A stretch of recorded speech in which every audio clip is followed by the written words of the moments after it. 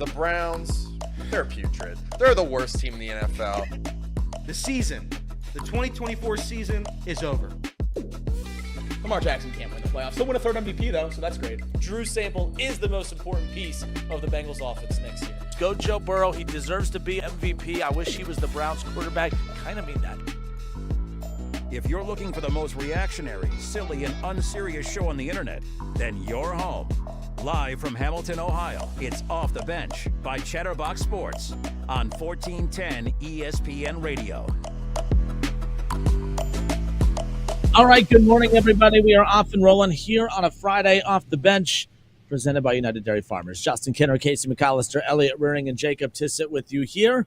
And we wrap up the week with a lot of Reds and a lot of Bengals talk. Two things we just don't spend a whole lot of time on this show, of course. That's right. Guys, we try our best to squeeze it in with all that Browns talk, that I love to, force upon everybody. But, guys, good morning. Happy Friday.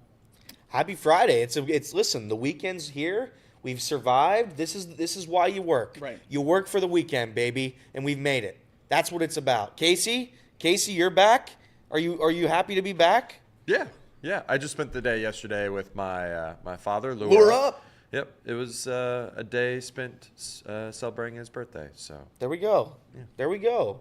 How young? 63. Wonderful. The ripe age of 63, huh? The best part about today is that it feels like Friday, but unlike yesterday, it actually is Friday. That's right. So it makes it 10 That's times right. better. That's right. Yeah. To be honest, when we wrapped up the show yesterday, I'm like, all right, cool. Couple days to build up some content for Monday. I'm like, nope, we have less than 24 hours to build up some content for today. But look, there's combine. There was another spring training game. There was an update on the health of one of the players that the Reds are going to need to rely on this upcoming season. So there's still plenty of stuff to get to. And of course, a lot of college basketball, NBA content. So let's kick off the show like we do each and every day. We'll send it to our guy, Elliot, with Elliot's headlines. Oh. Whoa. What was that? Whoa! What was that? What do you have on that computer? Whoa! Can you play that instead? We're gonna need that. I want that. Well, that was the middle of the headlines. Oh, okay. Here we go. Can we start from there? Here's Elliot's headlines. Score updates, breaking news, local and national headlines. Whatever's going on in the world of sports, Elliot has you covered. Off the Bench brings you Elliot's headlines. They want to drag those tables out there. It's whistle day. They frown on loud noises out there. Come on now, be respectful. That Sorry, was good. radio That was listeners. good. Sorry, yeah. Podcast if you were listeners. listening and you drove your car somewhere bad, that's on Jacob and me, I guess. I love the whistle. You enable it. I do enable it. Headlines. We say it once a week. Yeah. Headlines. College basketball last night. Not a lot of it, but some of it. 23rd ranked St. Mary's. They hang on to beat Loyola Marymount on the road, 58-55. UC Irvine. The Anteaters, I believe. The Anteaters, I think. I don't know, actually. They get to 24-5 with a win over CSU Fullerton, 76-51. 15th-ranked Michigan on back-to-back days. There's a Big Ten buzzer beater. They beat Rutgers last night at the Horn. Game-winning three-point shot, 84-82. The final score there. Wright State, Kinner's Wright State, I put this one on there, not a lot of basketball last night. So Wright State, they tough it out against Cleveland State, 82-76. Kinner on the call. One of their better games of the year, probably. Look, I think they've had 9 losses by a possession or an overtime. Okay. It's just been one of them type of years. And they finally won a close one last night. They hit some free throws, they hit some big clutch shots, got some stops, and they went on senior night. But that was a fun one last night. Cleveland State. They've been ahead in that league the entire time, and then they've stumbled the last couple weeks and end up finishing in third when it's all said and done. But that's a big win for Wright State last night. Big win for Wright State, and we'll stay in the horizon here. Green Bay, they win another one. Kinner's Green Bay fighting Green Bay's 76-71. The final over Detroit. They have 2 games. They have 2 winning games in their last 4. So how about that? The Green Bays are all the way back. All you needed was one. That's right. Gets the ball rolling. You started it, Kenner. Your school started this, so now they might just be a tournament team. They go on a little run. They go on a little run in the Horizon Championship, and who knows? I've never seen a guy be as insufferable as he has been while losing. Can you imagine when they start winning and if they start winning? I don't know how people are going to deal with that. You sent a clip of Hurley the other night just talking about how insufferable he is. I'm like, yeah, but he at least has national championships to balance it out. I feel like the poor man's Dan Hurley is Doug Gottlieb, he acts like he has national championships and rings on his finger. And he'll be insufferable, no doubt. I hope they give him a 9-year extension. I want. They announced he's coming back. He's coming back. I want him to come back. I want to see how bad that program can get. I think it's hilarious to watch. The best part, the player on Wright State, Michael Marbe, that he took a shot at during the Wright State Green Bay game a few weeks ago, making fun of how bad this kid is at shooting free throws. Well, last night, 56%, he knocked down both free throws to give the team the lead and ultimately the win. So, he's using the disrespect of Doug Gottlieb as motivation and fire. I love it. NKU, they get a win last night as well over PFW. It's a road win. PFW, what's their school again? That is Purdue Fort Wayne. Purdue Fort Wayne. The Mastodons. Were they somebody else? Did they have the name change? They used to be IPFW. Okay, I see. Indiana, Purdue, Fort Wayne, something, blah, blah, blah. But they're the Mastodons. Okay. All right. Yep. They weren't Ooey Pooey, were they? No, IUPUI is now they're no longer IUPUI. They don't like being called. They're all changing their names now. NBA news, the Lakers, they take care of the Timberwolves last night, 111-102, in part because Anthony Edwards ejected for throwing the basketball into the crowd. I guess he was ejected and then threw the basketball into the crowd. I don't know exactly the order there. But he is now facing a 1-game suspension after receiving his 16th technical foul of the year. 16 technical fouls for Anthony Edwards. Yikes. The Warriors, a.k.a. Steph Curry, they beat the Magic last night, 121-115. Curry hit a half-court shot en route to his 56-point performance, his season high. 12 for 19 from beyond the arc. Unbelievable game from Steph Curry. The Mavericks, they won a game last night as well. They beat one of the worst teams in the league, the Charlotte Hornets, but it counts as a win. 103-96, the final score there. And the Nuggets fell to the Bucks despite Jokic's 32-point triple-double, 121-112, the final Bucks win. Giannis had 19 rebounds and 28 points. 19 rebounds and 28 points. Moving on to the NFL, a couple NFL nuggets. Myles Garrett, your guy yesterday, he's shutting down any talk of an extension. He doesn't want to be in Cleveland, wants no part of Cleveland. Every discussion that involves him being extended, staying in Cleveland, gone. He's shutting that down. Your thoughts?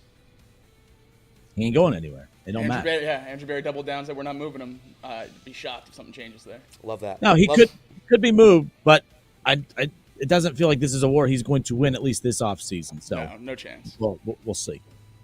The Buccaneers, this is some interesting news. The Buccaneers are reinstating John Gruden to their Ring of Honor after removing him in 2021 after the leaked email scandal. So John Gruden back in the Ring of Honor in Tampa Bay. So good for him, I guess. Super Bowl winning head coach in the Ring of Honor for coaching a football team. That's right. He was removed for stuff that has nothing to do with coaching a football team. That's correct.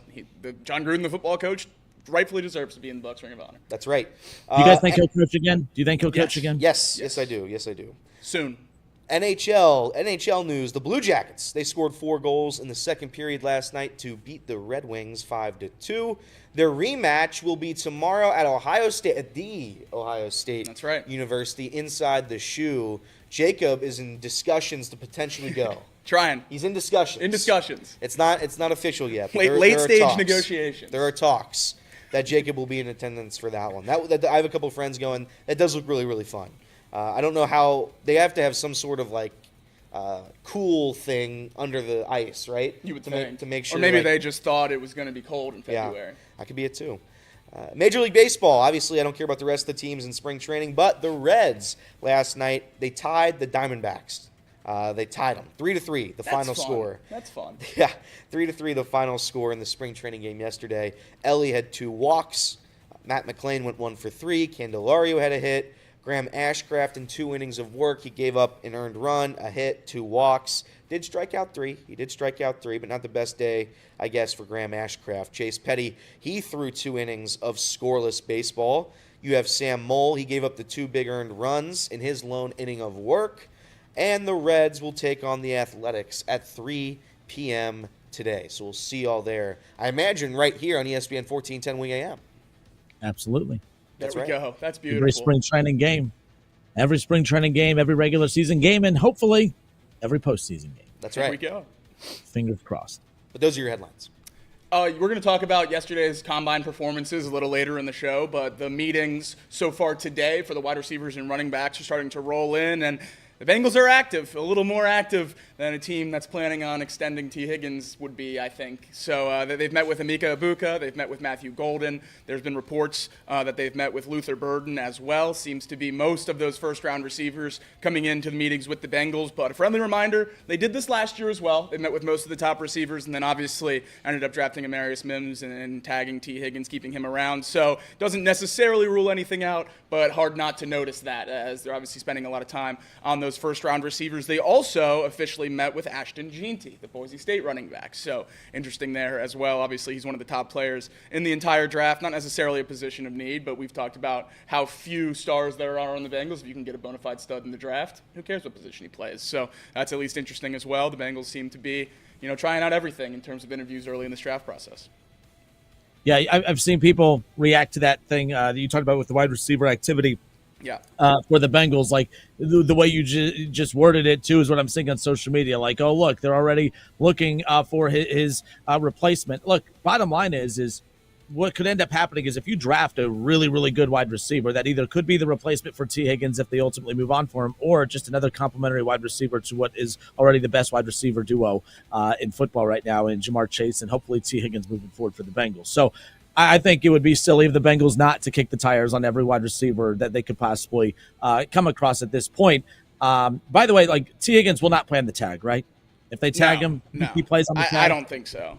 It would be. It's all guaranteed money. You think he turns? Is the tag 26 this year? It would be $26 million. I think if he were to quote unquote play on the tag, it would be a Chris Jones situation from 2 years ago where Chris Jones didn't technically play on the tag. He played on a 1-year extension with more incentive bonuses that could get him over that tag number. I think if T. Higgins somehow plays this year on a 1-year deal, I think that would be the case. I don't see that happening in any way, shape, or form. I think the Bengals are smart enough, have learned enough from the Jesse Bates situation that they will move him and get something back. Even if it's a third-round pick, they'll get something back for him as opposed to just playing one more year and letting him walk. It's not the ideal scenario, but I would be shocked if he plays on a 1-year deal.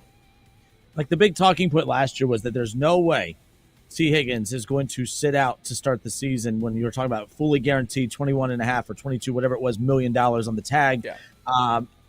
Doesn't that practice still exist here? Like now you're getting paid even more fully guaranteed money, 26. Like, I wonder if we talked about that with Jay Morrison when we talked about the staring contest, and he said, look, Mike Brown doesn't blink, and that was more so about the Jamar Chase negotiation, but I think it's all negotiations with the Brown family.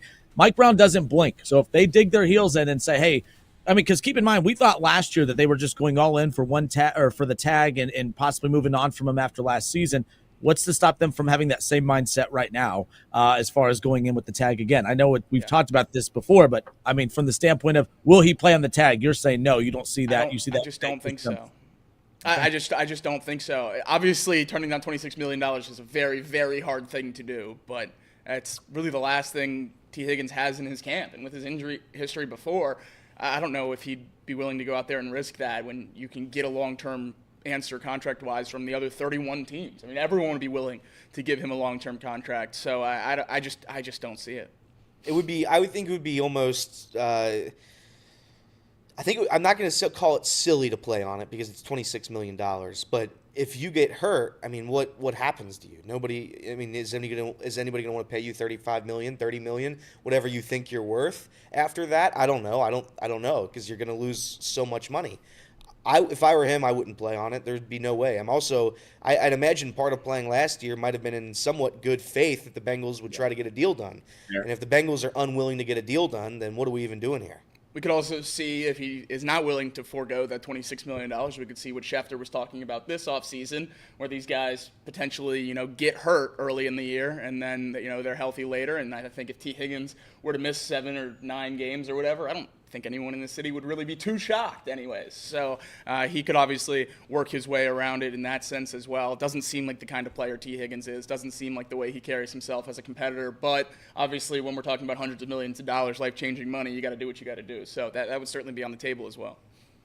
Whether you agree with it or not, there's only so much disrespect. Like, if it doesn't matter if we feel it's disrespectful or not, if the player feels disrespected, Right. There's only so much disrespect a player can take. I think we're seeing that in Cleveland with Myles Garrett. I mean, to go from he was the biggest Browns cheerleader in the world to now is just absolutely not. I do not want an extension. I don't want to be here. Get me the hell out of here. There's only so much disrespect that stars can take, whether we feel it's disrespectful or not. The bottom line is it's what they perceive as disrespect. We'll see what ends up happening there. But yeah, look, Adam Schefter said a lot of weird things about the Bengals. Even I can admit that. The one thing that I felt like everyone overreacted to last year was when he brought up the fake injury situation. That is a practice that is well known across the league for all-star players when their back's against the wall like this, and T. Higgins' back will be against the wall if they don't get that extension done.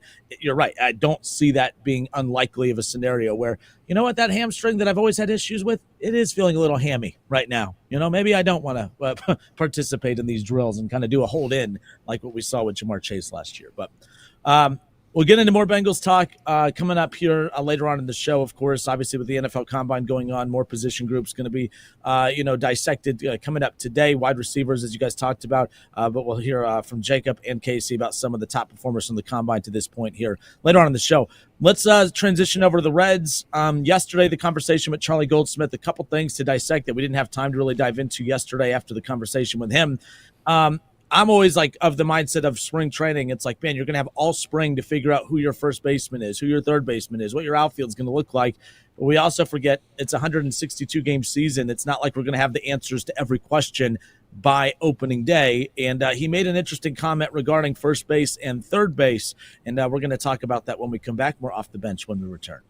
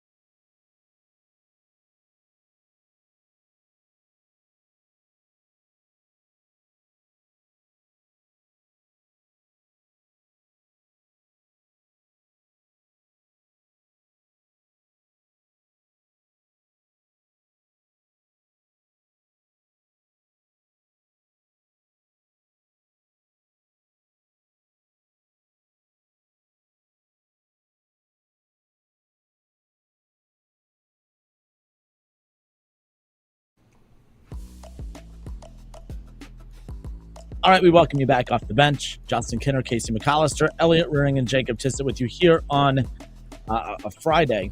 Was not expecting you to have that mindset regarding that particular player and position for the Bengals in the first round. So we'll push that back to conversation coming up in a bit. But turning our attention towards the Reds real quick, shout out to Charlie Goldsmith. Gave us time yesterday. He was at the Combine in Indianapolis, and he popped off to a spot over in the media room and gave us some time. So we always appreciate that. Not only did we talk about the Combine, but we did get a little insight from him regarding the Reds, as of course he was in, he was at spring training the week before, of course covering the Reds, and had a lot of interesting things to say regarding obviously just the vibe of spring training, how it's different this season compared to last season, even though both seasons that we're entering in right now and last year had high expectations to win. But obviously with Terry Francona, the vibe is just completely different. So we discussed that. But the one thing we discussed is a lot of the stuff that we've been discussing already, just the battles for certain positions and the expectations for certain guys taking that next step and what that means if they do take that next step. Like, for instance, first base, we just assume that is Christian Encarnacion Strands. Jeimer Candelario, if he's playing at a high level, we assume that third base spot, is his. And there's still just a lot of question marks that we think we're getting answers to but we may not get the answers to those even by opening day. Take a listen to what Charlie Goldsmith had to say regarding the Reds' situation at first base and third base. Take a look. Who in your mind, at least right now, has the position of first and third? I don't think they're going to be everyday guys to start the season. I think you'll want to see them get multiple looks. I think you'll see pitcher-specific stuff if it's a ground ball pitcher on the mound. Maybe you have a slicker fielder and Gavin Lux at third base or something, or even Espinal, of course, at third base, something like that. I think that's what you'll see because, like I said, each of these guys has a whole lot that they need to show that they can be an everyday third baseman. But I'll say this as well, they're paying Jamer $15 million a year because they saw something in him. And also, too, if Jamer stayed healthy, he would have been on pace to hit 29 homers last season. And for a Reds team that didn't have enough power, that's still a lot of homers. Gavin Lux was the 13th best hitter in baseball in the second half of last year. So, one, he'll be in there. Two, they'd sure like to get that bat at third base, where it's kind of an open spot right now. Espinal, with what he can do defensively, gives him value in that spot there. CES. Man, if he can play third, he might be able to hit 40 homers at third base. So all these guys also have something attached to them where it's not like where they were in 2023 where, no offense, but Nick Senzel was entering the season starting as their third baseman, and they knew they were kind of holding on until Ellie debuted. So it's a different spot now because they do have more, but none of these guys is a sure thing or anywhere close.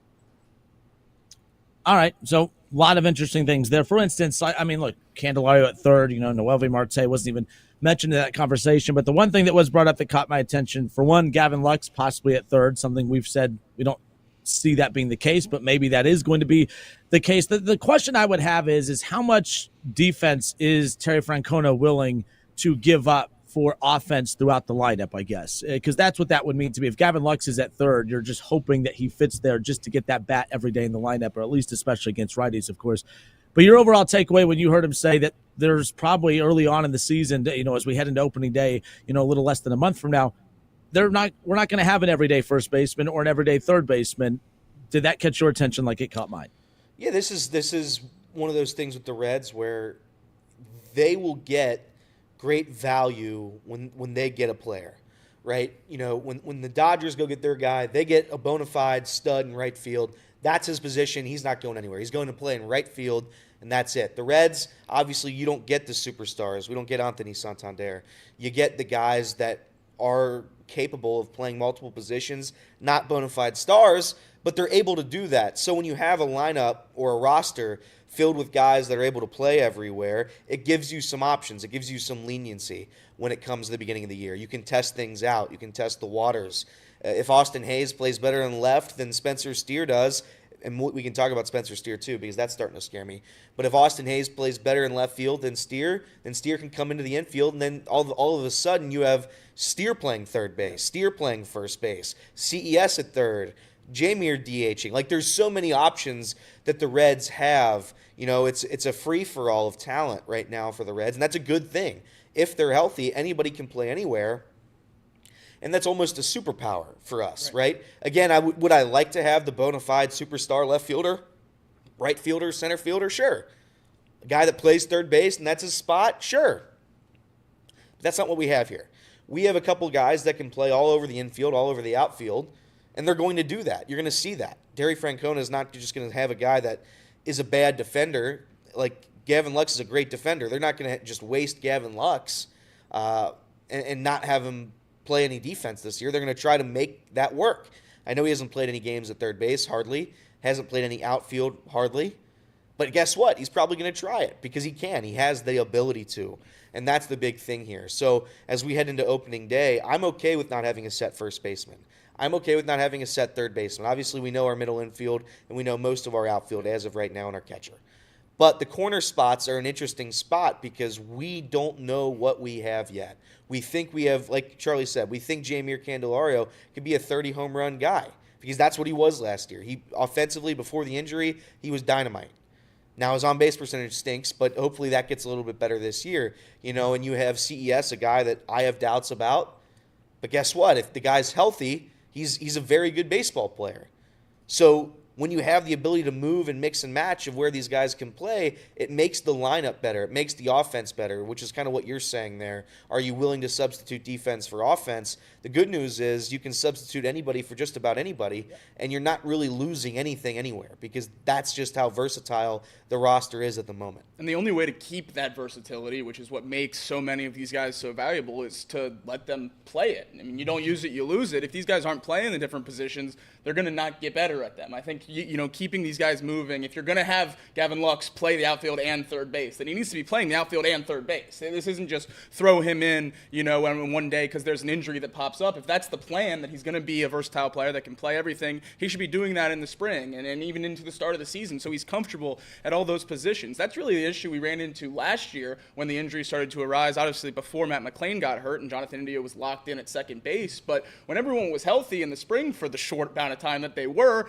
we were scratching our heads saying, where do you play Jonathan India? Because we hadn't tried anything else yet. We hadn't tried him in the outfield. We hadn't tried him at third base. And I think now the Reds are in a position where you only have, 4 guys? Shortstop, second base, center field, catcher locked in. And I think that's not the worst place to be when you have as much young talent as the Reds have, and you can just mix and match and get the best bats in there while trying not to give up as much defense as possible. I also think with the middle infield we have and how much faith we have in those guys, if they can get close to that level, we don't need the greatest defenders at first and third. I think Ellie obviously covers so much space at short that it helps. Obviously, a glove at third base can't be overlooked, but those two guys can cover up a lot of ground in the middle of the infield. The first and third base, you attack the bats at that position, you make sure the glove is serviceable, and I think you can have a pretty dang good roster out there. Yeah, and look, right now, what Matt McClain's hitting 455, obviously, and Ellie's hitting over 500. When these guys are playing this well, you don't even need defense. These guys are just going to be averaging 6-7 runs a game. Look out. No, Ellie, bring up a good point, too. We know that Gavin likes to play good defense at the positions he's comfortable with. And to just totally discount him from my end and say that he can't play defense at third or in the outfield, that's more of we just don't know. But again, I'm not Terry Francona. None of us are. So if he puts him there, it's because he's seen enough during spring or practice to kind of have an idea of, I think he's capable of doing it.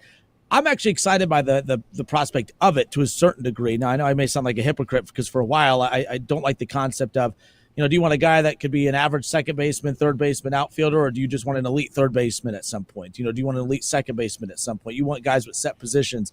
The bottom line is to have that preference is one thing, but knowing how the Reds operate is another. But let's see, if there's a way to get Gavin Lux. And Kirby has said this before. They didn't give up all the stuff they did to not have him in the lineup, on a daily basis. They're going to find ways to get him involved in some capacity. But yeah, I guess the first base side, the third base, I'm not surprised that we're having that conversation about that being a revolving door, or at least a bunch of question marks as who's going to sit there. But it's the first base side. Where are you guys at with that? We did see Christian Encarnacion-Strand, hit for power the other day. I haven't really paid attention to what he's doing kind of defensively at first or anything like that. But when you hear that, what's your concern about first base? Because that's something I thought was Christian Encarnacion-Strand, but obviously it's not, at least according to our conversation with Charlie Goldsmith. I think some of the concern for first base might come from that question about third base because of what you're paying Jeimer Candelario and what you think his bat can be. If he can't play the everyday third baseman, then you have to start to think, well, is he going to DH every day? Is he going to play first? Where can we make him work? So I think it might be more of Jeimer's not going to play third every day, so therefore CES isn't every day at first. They're going to have to play Jeimer there too some. I don't know that it's necessarily an indictment on CES. He's had an exciting spring, at least since he's gotten healthy. He's been hitting the ball pretty well. So I think both those guys are going to be crucial bats in the lineup. I think they're going to be taking the bulk of the reps at first base, and obviously with Spencer Steer, if the outfield can really pick it up with some of the guys we have out there. So I think that's more of a whoever's not at third can be here type of thing than an indictment on any of those guys specifically at first base. My ideal first baseman would be Spencer Steer, and we get a real outfielder out there, and we can fix that up. But if that's not going to happen, I do expect CES or Jeimer to play at first. And for me, it comes to which player is less taxed, right, and is able to play longer in the season. If CES is able to stay healthy, if he's able to be, in good shape throughout the entirety of the year, I'd love him to be at third base because I think that Jeimer has a little bit more wear and tear on him. And if we're going by, injuries, which is been a major factor, it's been a major factor for the past 2 to 3 years now, maybe even longer. I'd rather have Jeimer at first because it's less movement, less taxation of your body. and that's what you do. But either way, I'm going to be okay with it as long as they're somewhat serviceable defensively. I'm not asking for world-class defense out of those two guys. I'm just asking that their bat outproduces their defense.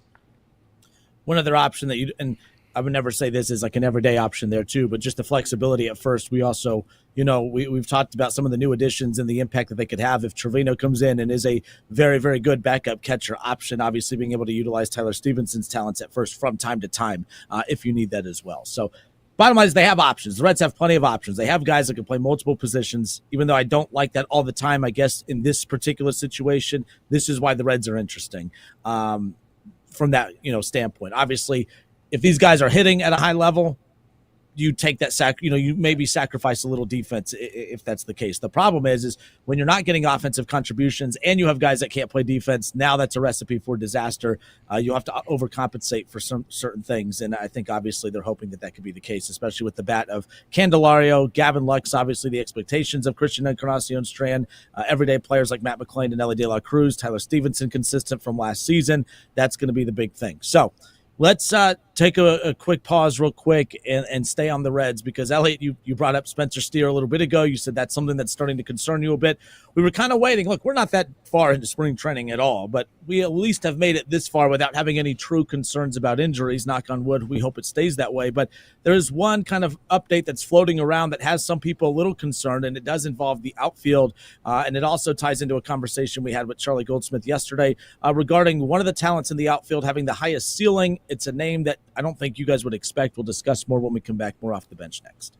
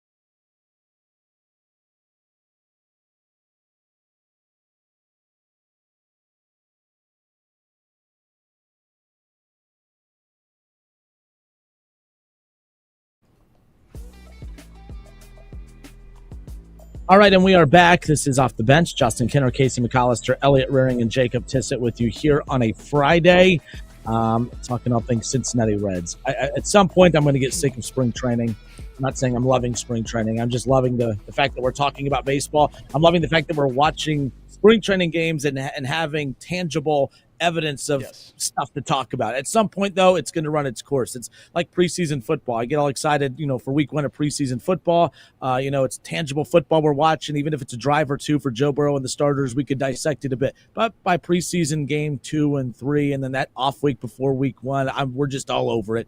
We're getting close to being over spring training. But the bottom line is it's leading to some conversations and talking points. And injuries are always going to be a part of that talking point at some point, and we're lucky that we've made it this far without talking about any major injury. And although this may not be major, it kind of seems like it's kind of trending that way. Elliot, you mentioned it a little bit ago. You're starting to get a little concerned about the injury updates on Spencer Steer, an injury that carrying over into spring from last season, that shoulder injury.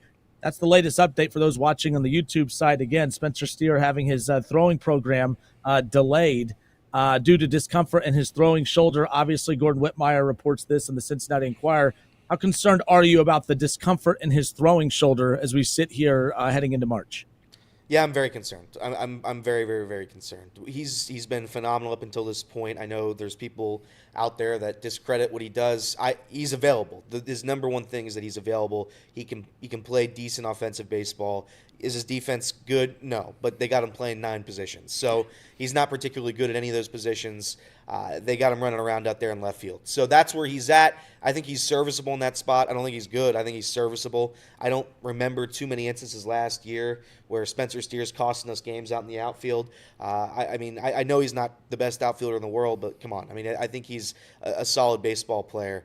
And if he's not going to be available this year, you're going to see it. You're going to feel it as you're watching this team because he's been such a reliable bat. He's been such a reliable piece in the outfield for the Reds and defensively in general.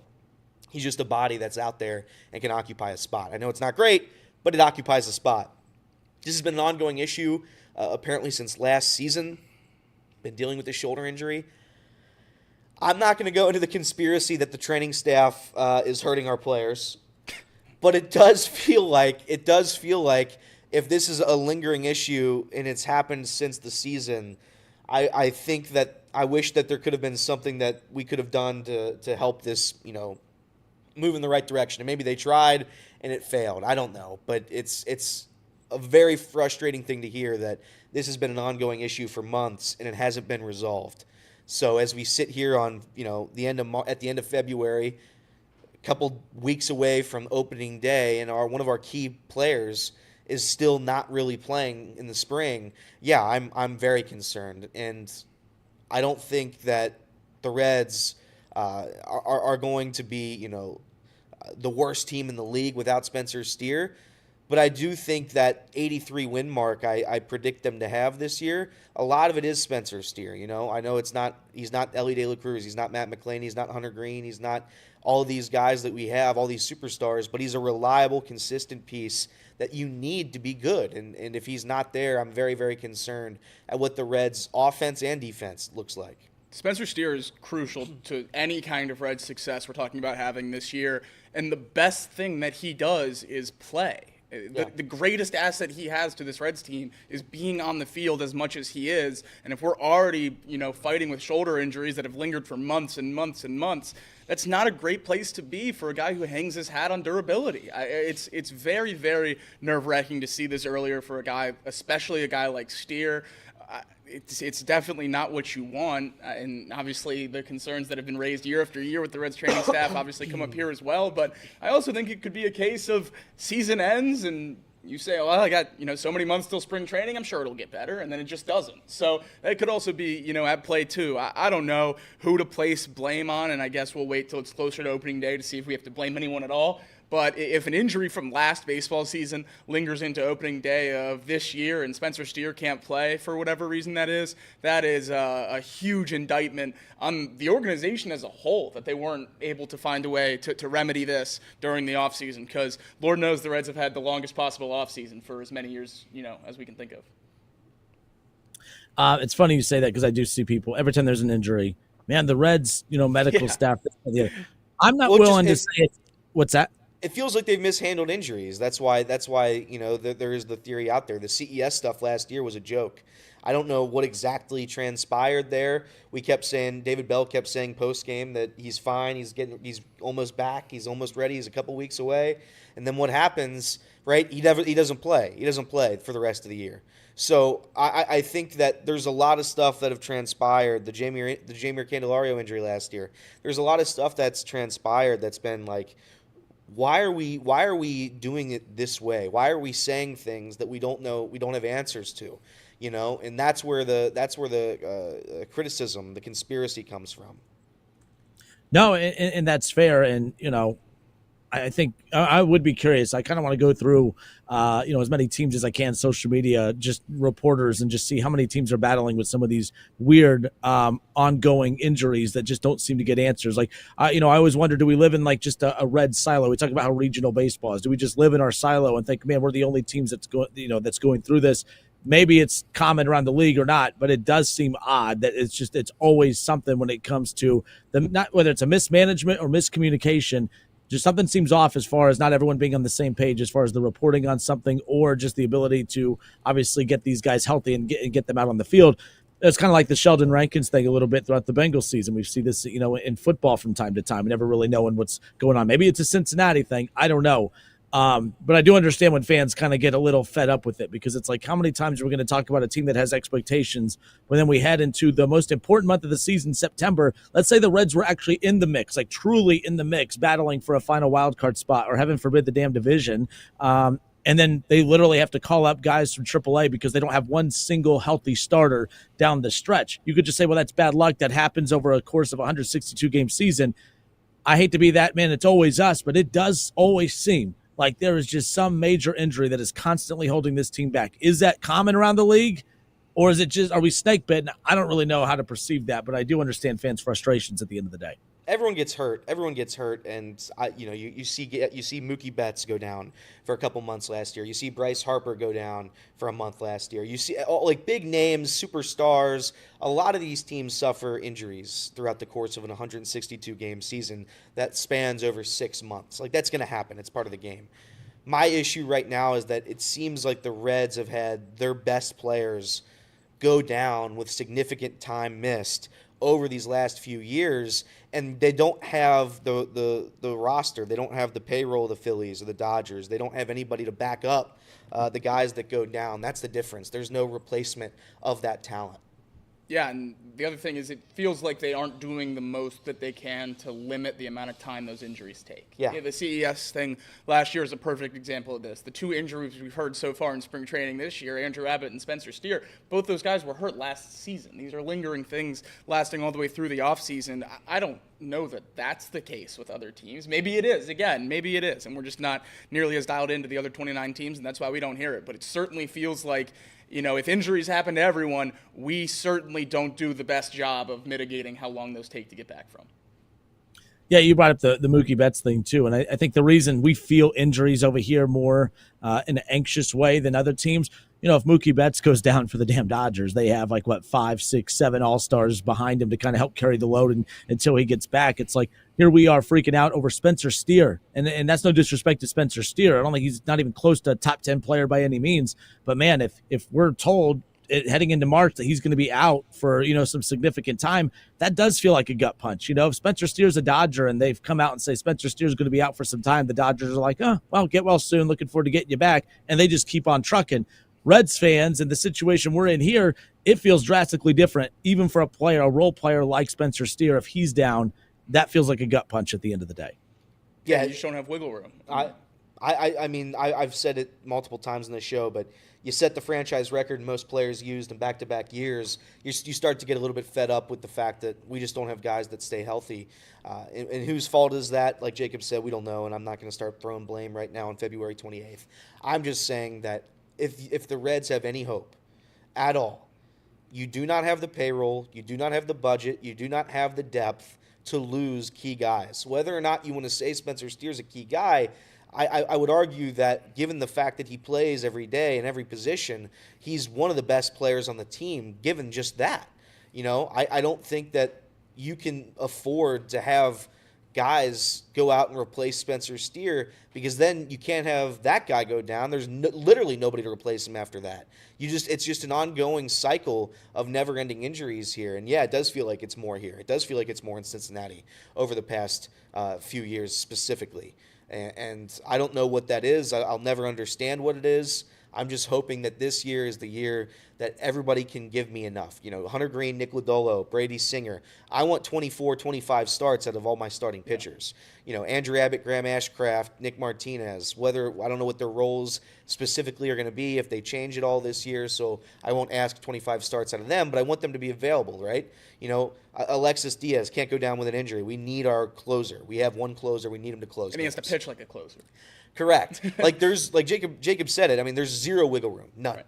Yeah, it's the tough part with our organization. We talk about the Dodgers, and even to an extent you can throw the Cubs in there, and then the Yankees, and they go sign a big free agency signing, and it doesn't work out. It's just well, let's go get someone else this year. We're talking about this year how important Jeimer Candelario is because we gave him $15 million a year last year. Yeah. And he has to live up to that contract because we can't get that money back. It's already spent, and we can't just go spend on top of it. It's a different life as a fan of a small market team. It's a different sport that you're rooting for, and you just don't have wiggle room. And like you said, regardless of what you think about, the output or the advanced metrics of Spencer Steer or what he does as a defender, the fact that in a perfect world he's in the lineup 162 times, that makes him one of the most important players on the Reds. We don't have outfield depth to not have Spencer Steer in left field. You have to have him out there. You have to have his bat in the lineup, and the fact that he's battling injuries like this early and already lingering through a bunch of months, that's maybe the worst place that we can be in right now in terms of a player with an injury, outside of Elly De La Cruz and the big guys. And I'm going to be honest, it doesn't sound good. It doesn't sound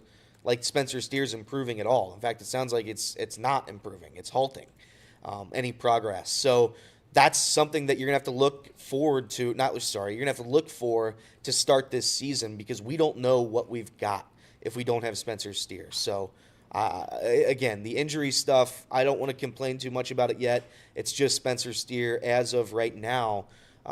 But, these things snowball, and you lose Spencer Steer, and God forbid you lose a guy like Elly De La Cruz, because then there's really nothing. Then we've got absolutely nothing at all. Yeah, I always feel like, and you're right, it doesn't sound good, even though it's very vague. But to me, vague is not good, because if teams want to temper, you could say, well, they want to temper expectations and may not want to throw out a positive report, but there seemed like there was no positive update to this at all. It was almost like, hey, that was the same update that they gave us heading into spring. If you remember, when pitchers and catchers were reporting, when they were coming out, hey, Rhett Lauder is going to have a limited throwing program, as will, that was the update on him. And then the update on Spencer Steer coming in, that they were going to take it slow with him. Do we have an update on Rhett Lauder, by the way? I haven't seen anything. I haven't seen anything as of yesterday. Guess that's a good thing. Has he pitched at all? I haven't paid attention to see if he's pitched in any of these, whether they're split squad scrimmages or spring training games or what. But the last update I'm seeing is about 10 days ago. It says he's ramping up his throwing this week. So that would have been last week leading up to now. So no updates since then, at least that I can find. All right, well, that's good. The thing for you guys, I feel bad, is, look, there is no guy I want to debate baseball with less than Nick Kirby, because he just knows how to make you feel so small as a baseball fan. So, and the one argument you guys had for Spencer Steer is the fact that he's available. Man, if he's not available, that just totally you have no more bullets in that argument with him at the end of the day. So there's that. All right, let's step away. I do got to wonder too, because Spencer Steer, when we talk about this team with Elly De La Cruz, Matt McClain, Hunter Green, and the stars on this roster, Spencer Steer's not a name that we put in that category. But why are we freaking out about this potential being an ongoing thing heading into the season? Is it so much the name, or is it just the position and the position group that could be impacted by this? Which position group for the Reds can we least afford to have an injury to? Is it the outfield? Is it the middle infield? Starting pitchers, relievers? What position group for the Reds can we least afford to have an injury as far as that's concerned? We'll discuss that when we come back more off the bench next.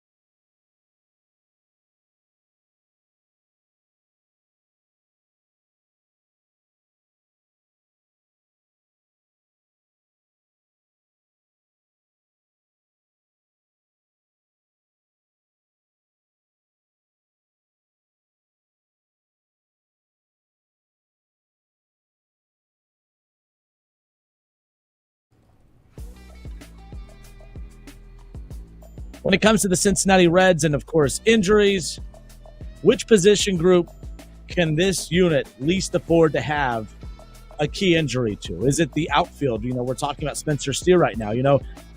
Man, Spencer Steer, if we don't have Spencer Steer, we're in trouble. Are we saying that because Spencer Steer is one of the stars of this team, or is it because that's a position and a position group that maybe has the less talent, that has the less depth? Or is it because we truly value Spencer Steer? There's that aspect to it. But what position groups do you guys feel like right now, man, if we have to talk about injuries, that's the one position group we could least afford to have a key injury to? What position group would that be?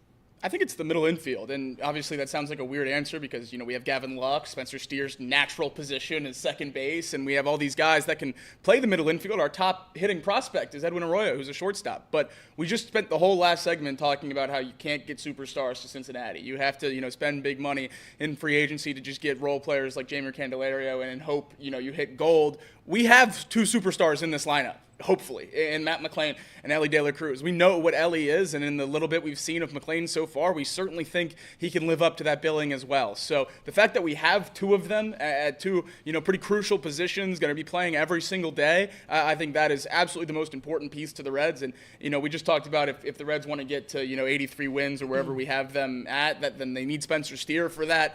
If the Reds want to get to 500, they need Ellie De La Cruz and Matt McLain to play 100 games. They have to be healthy. They have to play every day. There can't be injuries, riddling them throughout the season. Those are the stars. Those are the driving force behind the Reds. You cannot afford injuries to either of those players just because you don't have stars elsewhere that can pick up that slack. For me, and again, I mentioned it just last segment, but if you're not going to get 25 starts out of Hunter Green, out of Nick Lodolo, out of Brady Singer, we're in big trouble.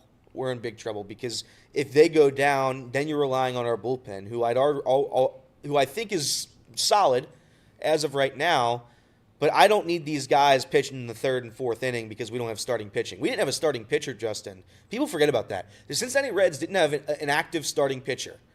A listed starting pitcher. They had Nick Martinez. They didn't have an active starting pitcher for about a month at the end of last year. About a month.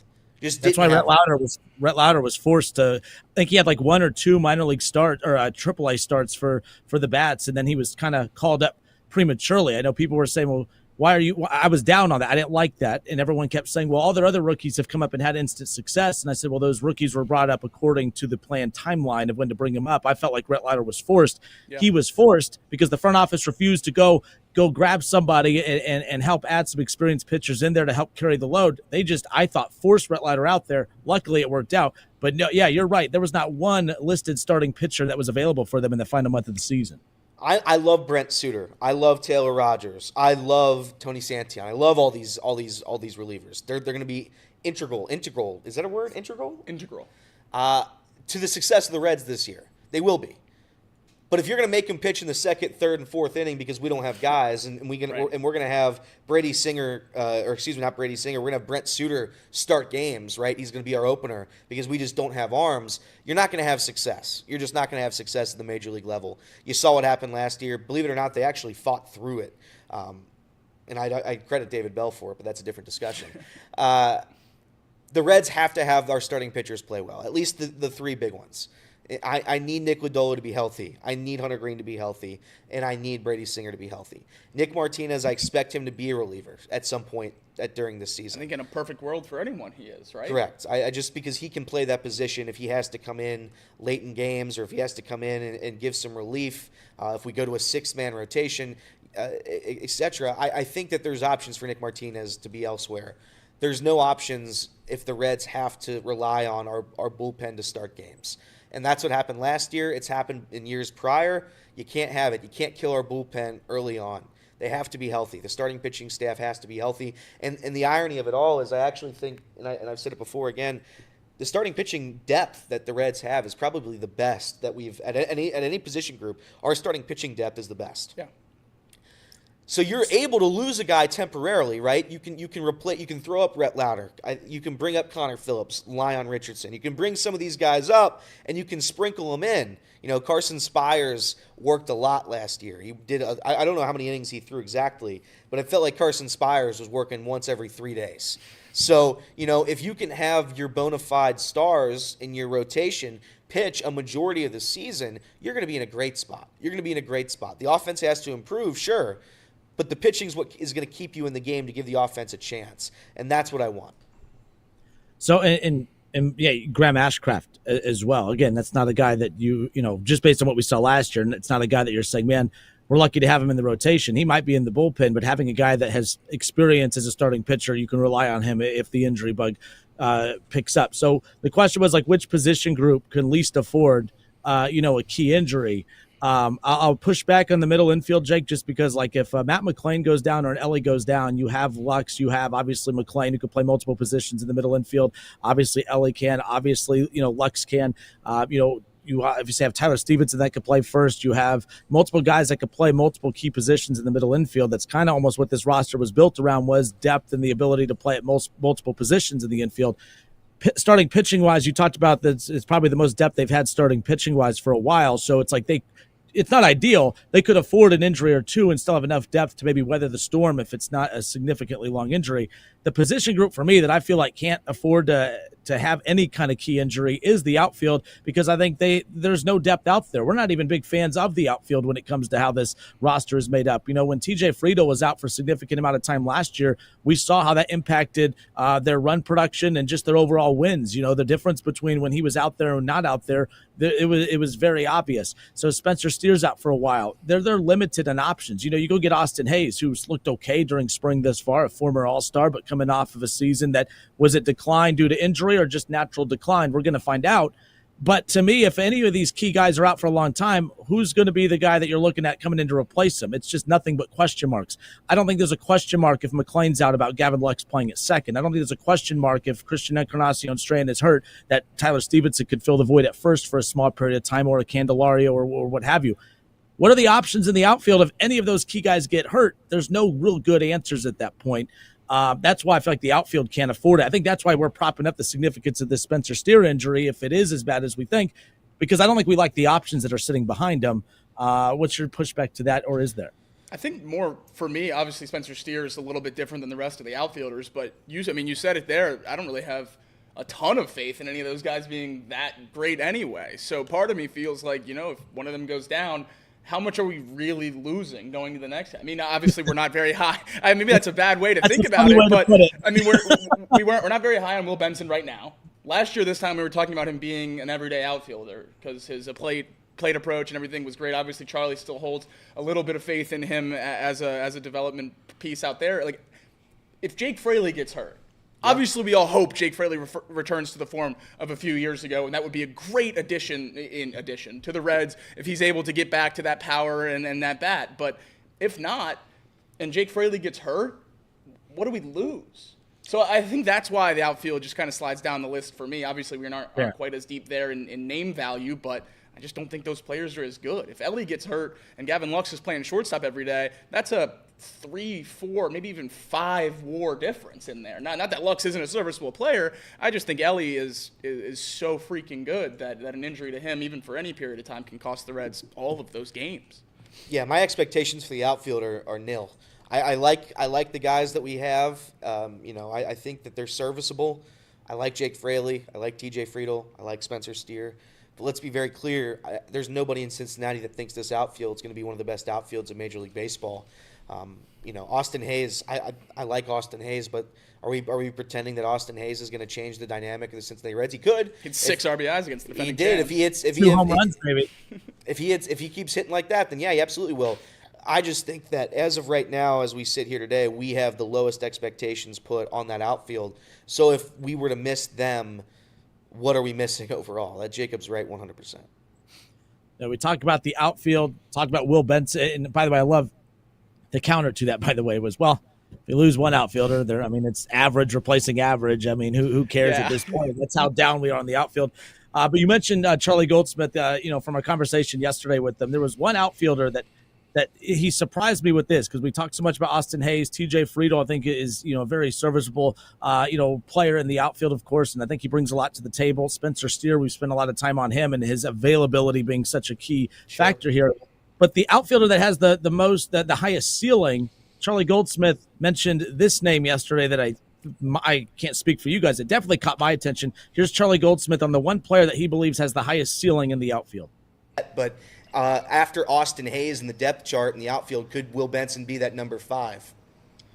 Will Benson has more upside than anyone in the Reds outfield, and I wouldn't have him on my 26-man projected roster right now. Yeah. That shows the disparity that there is with a million guys in the Reds organization. Is Austin Hayes, was last year a fluky season, or was last year, obviously he won't have the kidney infection, but will he keep going down that trend? Jake Fraley, who is he right now? Is just Spencer Steer take a big step forward, or just have some better luck in 2025? Does TJ Friedel stay healthy? Like, everyone has a thing. With Benson, that gulf is the widest, again, competing for a roster spot. He was very confident when I talked to him. He said that last year was a stepping stone to his greatness, that last year reinforced some things specifically with his swing, but overall he didn't take it as a huge step back. But obviously the proof will be in, Terry Francona saying that, Will Benson, this is a very, very important spring for him. And again, I don't have Will on my projected 26-man roster right now, but he is certainly in position to go out and earn a spot. He has the talent to be this team's best outfielder, but he's just one of a million guys like Strand. I don't know what player Strand's going to be this season. I don't know that anybody does. McLean, I'm as high on McLean as I could possibly be, but how much rust is there going to be? Nobody knows. Like, that's what this season is. And, Will Benson certainly is one of those guys. Will Benson with the most upside of any outfielder. Your guys' thoughts? I think that's kind of exactly the point I was trying to make there. If we think the guy with the most upside in the outfield isn't even going to make the 26-man roster, how much are we really losing if one of those guys gets hurt? I mean, obviously, I hope they prove me wrong through the first, 3 weeks of the season, and we're talking about the outfield as a potential strength. Obviously, that one game of Austin Hayes was very exciting to see. We know what TJ Friedel can be when he's healthy. We've seen it from Jake Fraley. I mean, heck, we saw it from Will Benson for a very short period of time 2 years ago. So hopefully they prove me wrong, but yeah, that's tells you how I feel about the outfield, and I guess tells you how everyone feels about the outfield if the guy with the most upside isn't even going to be on the roster. I love the guys that we've got. I love our outfield. I think they're going to be fun to watch. But, I mean, we're kidding ourselves if we think that's, this is a top-tier Major League Baseball caliber starting outfield. I think there's a couple guys that can be competitive. I think TJ Friedel is a name that people don't really talk about. TJ Friedel was really, really good a few years ago. Last year he was hurt, so I don't even count anything that he did last year. 2 years ago he was absolutely phenomenal, had, 600 at-bats, didn't ground into a double play, 5-WAR player just about. So I think that they can be good. It's just, do you expect them to outperform the infield? Absolutely not. Do you expect the catching position to be better? I do. Do you expect the starting pitching, the bullpen to be better? Yeah, I do as well. So it's one of those things. Will Benson, I would love to see Will Benson back. I would love to see Will Benson come back and be as good as he was in 2023. The issue with me is that he went down to a place I think that might not be salvageable in terms of confidence. I mean, he played so many games last year, and it seemed like he got worse as the season went on. His strikeout rate is terrible. His defense isn't all that good. His power is dropping. Everything about Will Benson went down last year, and it's hard to say, all right, we're going to give you a shot this year. He can come out in spring and do his best, and I think that if we do lose a guy, I'm happy to have Will Benson waiting in the wings in AAA. But as of like a starting, right fielder who's going to win that spot, he said last year coming into the season he wanted the at-bats. He wanted to face left-handed pitching. He wanted right-handed pitching. He wanted to be the everyday guy. He got that opportunity last year, and he squandered it, unfortunately. It was a really, really disappointing season for him. So I'm hoping that he can improve. I'm hoping that he can get better. I love Will Benson. I think he gave Casey his number one Reds memory of all time. Yeah, of all time. In the history of Casey's baseball fandom, Will Benson gave him his number one moment. So he's Game 57 of 2023. He's done a lot for the Reds, and I'm hoping that he can get back to form, but I'm not going to rely on Will Benson this year. Yeah, heading into last season, I remember it was me and Kirby and Trace. We were at Reds Fest, and every time we'd have a guest on, we had Will Benson on, but he had the biggest fan following as far as groups of fans that was following him around just to get a picture, get an autograph. He was definitely one of the bigger fan favorites. Heading into last season, there was a lot of expectations for him. Of course, his personality. I mean, he has that charisma. He has that it factor. He just needs that hit factor. He needs to hit the damn ball. He needs to go back to, producing offensively, and we'll see what ends up happening when it's all said and done. But let's move over back to the Bengals. They need potentially, obviously, help on defense, maybe some offensive line help, wide receiver help if this thing with T. Higgins doesn't go well. But man, oh man, of all the positions and players that they've had contact with at the Combine, there was one that went really well apparently, and Ashton Jeanty, running back. Jacob, are you going to be pissed if they take a running back with their first-round pick? we'll discuss when we come back. More off the bench when we return.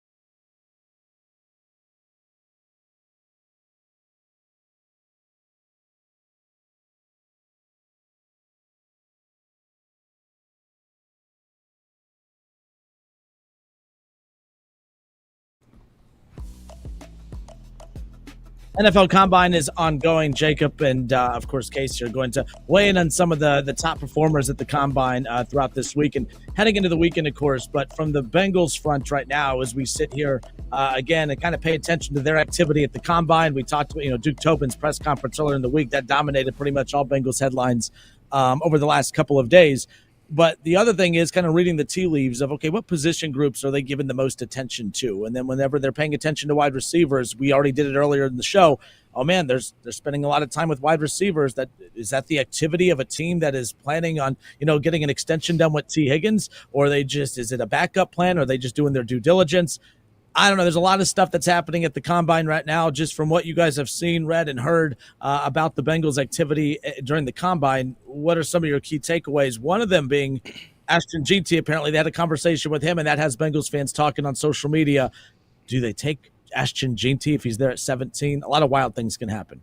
Reported earlier this morning that, exactly that went underway. Bengals met with Ashton Jeanty before his media session at the Combine, and Jeanty said that one of his favorite running backs in the NFL is Joe Mixon, and he loves what Mixon did in Cincinnati. Would hope to replicate that kind of production if he were to end up here. Added Kenneth Walker as another one of his favorite backs in the NFL, and look, the Bengals don't need a running back. That's no mystery. I think Chase Brown is one of the more exciting players in the city for most of this fan base right now. I think he was one of few bright spots last season in terms of breakout players and stuff you're looking forward to for the future of this team. There's not a lot of young talent on the Bengals that we're overjoyed about outside of the superstars that we talk about pretty frequently, and I think Chase Brown is starting to work his way into that fold. So I think a lot of people see running back in the first round jump off the page for a team that has a lot of holes, and it's, whoa, let's calm down. Let's not use a first-round pick on a guy like that. But if Ashton Jeanty's there at 17, he is, without a doubt, no question about it, the best player on the board. There is no way that he is not the best player available if he's on the board at 17. And for a team that we talk about pretty consistently not having a lot of stars outside of Joe Burrow, T. Higgins, Jamar Chase, and Trey Hendrickson, drafting good players is never going to be a bad thing for me. If the Bengals drafted Ashton Jeanty, I would say, that's not the direction I would maybe go, but I'd be pretty thrilled about having a great player in Cincinnati, and we'd figure it out later. I mean, we see that the Lions, they weren't in a great spot when they drafted Jahmyr Gibbs to pair him with David Montgomery, and that's obviously worked out pretty well for them. So I think that getting a great player, regardless of the position they play, should be the number one priority for the Bengals in this draft, and obviously Jeanty would check that box. I'd love Ashton Jeanty. I know Bengals fans might get mad at me for saying it. Yeah. I like the fun picks. I like the picks that I can get excited about immediately after. And I know the boring picks are probably where you win. You win in the trenches. So I understand that. I'm not naive to that. But if I can get the best running back available, why not take him? And you pair him with Chase Brown. Chase Brown becomes more of a receiving back, and it's like, that's elite. That's elite right there. I thought this was a dumb topic to talk about for the longest time if the Bengals were going to take Jeanty, and then they meet with him. So I think if you're meeting with anybody, that's certainly the list that you have to work with for the Bengals to draft with, because they don't draft people they don't meet with anymore. So I think that certainly everyone that they're meeting with right now is at least interesting to talk about. So there's smoke, there's fire. And Casey, where there's smoke, there's fire. The fact that they've had I don't think he's at the top of their priority board. I don't think that's the first guy that they're going after. But if he's available there, if they're looking at a pass rusher, but Ashton Jeanty's available at 17, it doesn't mean they're going Ashton Jeanty, but he is going to make them pause and scratch their head and say, do we? Where are you at, Casey? Where there's smoke, there's fire when it comes to meeting with Ashton Jeanty at the Combine. Well, there's definitely smoke. And where there's smoke, there is fire, as the saying goes. Like Jacob said earlier, they don't draft, at least in the first round, they don't draft guys that they don't meet with multiple times. That's been a trend the last couple of years. and right now they're doing their due diligence with Ginty, and I think that I'm a little more hesitant than those guys are about drafting running back, just because I feel like we got a good situation at running back, but I would need to see the plan, right? I would need to see the full development of like, all right, well, we're going to start transitioning to this 12 personnel first team, this, run first heavy sort of team. And right now that's not how they're built. So I would just need to see more progress towards that. And also too, just Joe Burrow doesn't like to run play action. There's just a lot there that you'd have to consider, but Ginty is a bona fide top 10 prospect, a first round grade. This draft, you're not finding guys like that at 17. You probably just aren't. There's just not going to be a lot there. And if he does end up falling, I mean, you have to consider it. You have to sit there and say, well, this is the direction we're going to go, because this is just what has been afforded to us. So, yeah.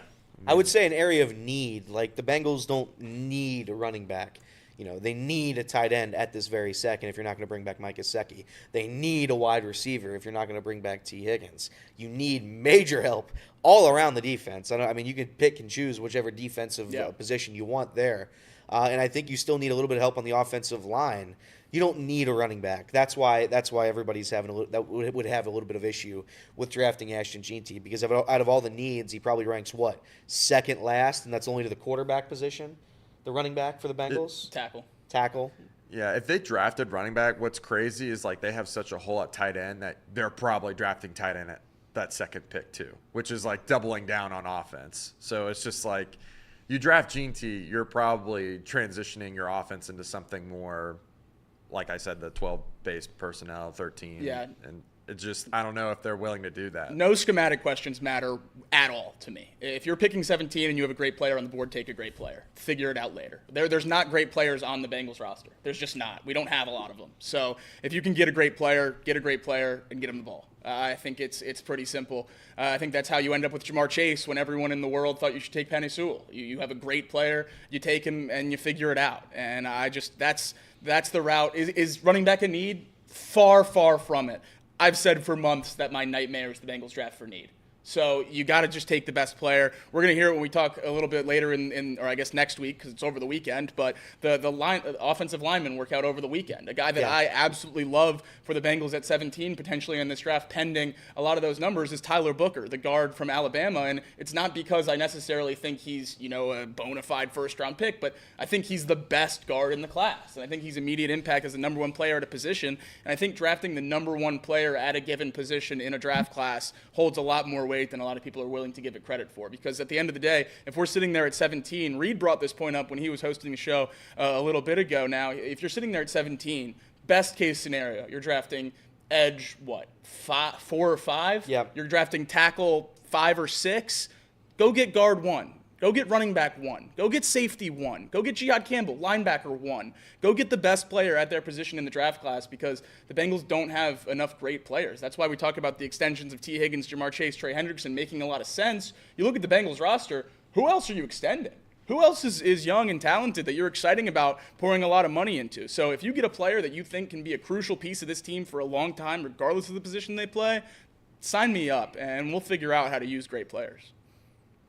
Yeah, and look, we had the discussion either earlier in the week or last week about who are the Bengals expectation-wise. Like, I think it was yesterday, NFC or AFC Championship or bust, AFC North or bust, Super Bowl or bust. Everyone agreed that this is a team that is not just playoff or bust, but AFC Championship or bust. Like, this is a team that can make a run in the playoffs, right? Like, they're closer than you think. So when we bring up all the needs that this team has, I mean, to say that, okay, if you add Ashton Ginty and he proves to be this running back that is an immediate playmaker and elevates your offense right off the bat, we talked this 9-8 last year with all these needs. Everyone keeps bringing up how bad they were defensively, how bad the offensive line was, all the close losses, how bad this team, they were 9-8 and they missed the playoffs by a game. Ashton Ginty could be the difference between that. And, to talk about some of the other needs that they have, running back may not be a need. It's just because it's a position you don't prioritize. But do you look at your run game right now and feel like, oh, yeah, we're going to go and we're going to beat some teams with our run game? Ashton Jeanty will give you another element, another layer in your offense that we could go beat teams with our run game. We just haven't had the running back to go beat teams with our run game if we have to. Last year could be a little eye-opening too. Number one passing offense in the league. Your quarterback throws for 4,800 yards, 40 touchdowns. You have a Triple Crown winner wide receiver, and you miss the playoffs. There needs to be some balance in there. You need some defense as well. But again, with the draft and all the money you have in cap space wise, going running back first round doesn't mean you can't improve everywhere else with all the other options that the Bengals have. They have a lot of options. Do I think it should be that their number one priority is Ashton Jeanty? No. But man, if he's there at 17, I definitely think they're going to step back, scratch their head, and say, should we roll the dice? I'm fascinated That's to see exactly how they should handle it. Their board shouldn't have Ashton Jeanty on it, honestly. They don't need a running back. He shouldn't be on their board. But if the first 16 picks roll down and he's sitting there, think about it. At least entertain the idea. I think that's the main point of all this stuff. The Bengals are entertaining the idea of drafting great players. And that is a big change for me. They've also interviewed Tyler Warren and Colston Loveland before they entered the field workouts today. Those are the two, no doubt, first-round tight ends. We talked about how much tight end might be a need with the injury to Eric All last year. Tyler Warren is do-it-all. He is incredible. Penn State used him as their 6th offensive lineman at points. He played quarterback in high school. He did all their quarterback sneaks. He did goal line quarterback draws. He is one of the most versatile players in the entire class. He plays a position, again, that is not viewed as a primary position, as a primary draft pick position at tight end. He's going to fall down some boards because people are scared to use elite draft prospects or draft picks on a tight end. And after what happened with Kyle Pitts, people are still scared of that. Obviously, Brock Bowers last year will ease some of those concerns. But I think Tyler Warren is a no-doubt slam dunk prospect in this draft class. And if he's there at 17, the Bengals should, again, use the opportunity to take a great player.